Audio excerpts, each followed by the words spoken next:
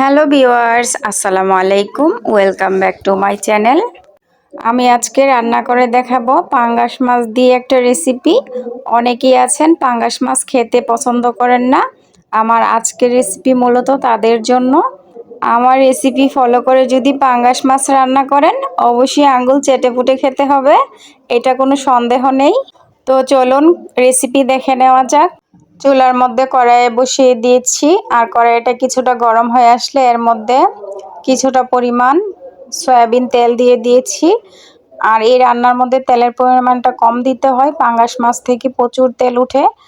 তেলটা গরম হয়ে আসলে হাফ টেবিল চামচ হলুদের গুঁড়া, হাফ টেবিল চামচ লবণ দিয়ে দিয়েছি। এতে করে পাঙ্গাস মাছ ভাজতে গেলে যেই তেলের ছিটকাটা পড়ে সেটা আর পড়বে না, মানে পাঙ্গাস মাছ ভাজতে গেলে যে ঠাস ঠুস আমাদের উপর ছিটে পড়ে সেটা আর পড়বে না।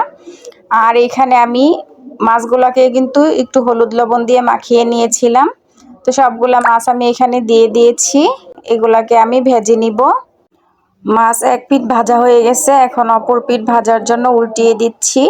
আর পাঙ্গাস মাছগুলা কিন্তু মচমচা করে ভেজে নিতে হবে, কোনোভাবেই কাঁচা থাকা যাবে না।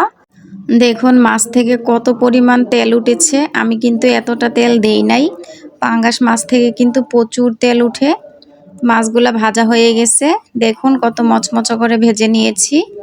এখন আমি একই তেলের মধ্যে দিয়ে দিচ্ছি পেঁয়াজ কুচি।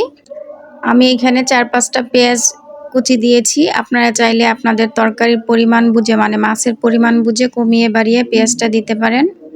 তবে এটা যেহেতু পাঙ্গাস মাছ ভুনা হবে, পেঁয়াজের পরিমাণটা একটু বেশিই লাগে। তো পেঁয়াজটাকে আমি ব্রাউন কালার করে ভেজে নিয়েছি। এখন আমি মশলা দিয়ে দিব, তার আগে অল্প একটু পানি দিয়ে নিয়েছি পেঁয়াজটা যেন না পুড়ে যায়। প্রথমে দিয়ে দিচ্ছি হাফ টেবিল চামচ হলুদের গুঁড়া, দিয়ে দিচ্ছি হাফ টেবিল চামচ জিরার গুঁড়া, দিয়ে দিচ্ছি হাফ টেবিল চামচ ধনিয়ার গুঁড়া। এখন দিয়ে দিচ্ছি 2 টেবিল চামচ মরিচের গুঁড়া। ঝালটা আপনারা যতটা খেতে চান সেই অনুযায়ী দিবেন। তবে আমার মনে হয় এই তরকারিটা একটু ঝাল ঝাল হলেই খেতে ভালো হয়। দিয়ে দিচ্ছি স্বাদ মতো লবণ। এখন দিয়ে দিচ্ছি 1 টেবিল চামচ রসুন বাটা। এখন দিয়ে দিব টমেটো কুচি, এখানে বড় সাইজের একটা টমেটো কুচি দিয়ে দিয়েছি। এখন সব কিছু একটু মিশিয়ে নিব। তারপর এখানে আমি পানি দিয়ে দিব। পানিটা মানে ঝোলটা আপনারা আপনাদের পছন্দ অনুযায়ী দিতে পারেন, কেউ কমিয়ে দিতে পারেন, কেউ বাড়িয়ে দিতে পারেন। তবে আমি ঝোলটা একটু বেশি দিয়ে দিলাম। এখন এটাকে আমি একটা ঢাকনা দিয়ে ঢেকে অনেকক্ষণ, মানে 10 থেকে 15 মিনিটের মতো সব কিছু খুব ভালোভাবে জাল করে নিব। শুরুতেই কিন্তু মাছ দিতে যাবেন না, এইভাবে আমার মতো করে মশলাটাকে আগে কষিয়ে নেবেন, মানে ঝোলটাকে। এতে করে কিন্তু এই ঝোলটা খেতে অনেক ভালো লাগে। তো দেখতেই পারছেন আমি কিন্তু 10 থেকে 15 মিনিট আগে সব কিছু একটু কষিয়ে নিয়েছি।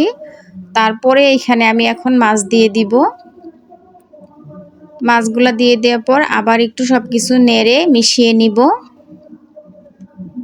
এভাবে করে মাছটা রান্না করলে কিন্তু মাছের ঝোলটা দিয়ে ভাত খাওয়া যায় অনেক টেস্ট হয়, অনেক মজা হয়।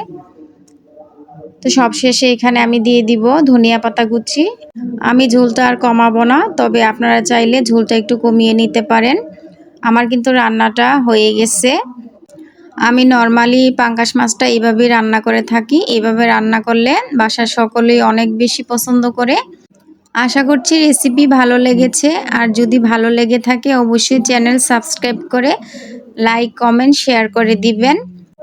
সবাই ভালো থাকবেন, সুস্থ থাকবেন। আজকে এই পর্যন্তই। আল্লাহ হাফিজ।